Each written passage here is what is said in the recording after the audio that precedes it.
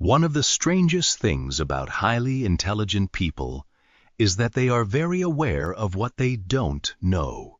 The psychological phenomenon known as the Dunning-Kruger effect suggests that the more intelligent someone is, the more they fixate on their perceived gaps in intelligence, leading them to underestimate themselves. Conversely, those who aren't very intelligent overestimate their knowledge on a subject. The great mind might be more preoccupied with the gaps in its knowledge than the smaller mind that thinks it knows everything. How can someone see if they have a great mind? Philosophy expert Julian de Medeiros says it all goes back to Aristotle's rule of thumb. De Medeiros writes a Substack on philosophy and has over 1.4 million followers on TikTok, where he analyzes the mysteries of love, intelligence, and friendship. How to know you are brilliant? Here's a simple sign that you are intelligent, that you have a great mind. And it's a simple theory, a rule of thumb that goes back to an observation by the philosopher Aristotle, who once wrote, "No great mind has ever existed without a touch of madness," de Medeiros says, by which he meant that there's a fine line indeed between being a genius and being a madman. Schopenhauer on what makes a genius. As the philosopher Schopenhauer once wrote, "Talent is when you can hit a target no one else can hit. Genius is when you can hit a target no one else can see." De Medeiros continued. Now, to have a great mind, therefore, means that you can see and think things that other people can't. But this puts you on a kind of border where there's a liminal line between what is real and what is not.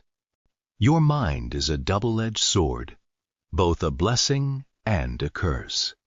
And that very intelligent people can also fall off the edge into the abyss.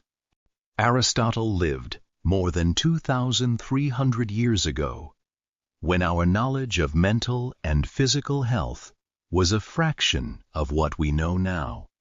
But, interestingly, he was correct in believing that highly intelligent people may face greater psychological struggles than those of normal intelligence. The science backs up what Aristotle noticed. A study in the academic journal Intelligence surveyed Mensa members and found that highly intelligent people are 20% more likely to receive an autism spectrum disorder, ASD, diagnosis. They are also 80% more likely to be diagnosed with a DHD and 182% more likely to have a mood disorder. Why is it that highly intelligent people are more likely to suffer from mental disorders? A study by the Hanley Center found that it may be caused by psychological excitability. Highly intelligent people are known to fixate on things. This can be a big help when you are problem-solving at work, but it can become a problem when you become preoccupied with a comment from your boss or a social interaction that you can't stop playing over and over in your head. There is a funny way that life always seems to balance things out. You can either be unintelligent and think you know everything, or be brilliant and focused on everything you don't know.